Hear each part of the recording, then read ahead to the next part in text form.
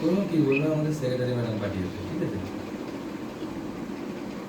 ওই তো ম্যাডামের সাথে কথা হয়ে গেছে, মানে যে অ্যাডমিশন আছে ওনার সাথে কিছু বলবে না, যে বলবে এত কম টাকায় কি, তখন ওরা বলবে এত কম টাকায় তো হয় না, ওরা তখন আবার তোমাকে প্রেশার দিয়ে বেশি নেওয়ার চেষ্টা করবে, বুঝতে পেরেছো?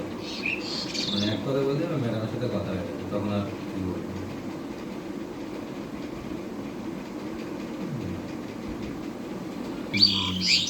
সপ্তাহে একদিন বা ইয়েতে এরকম যায়, ভর্তি ভর্তি চলে আসলাম, ঠিক আছে?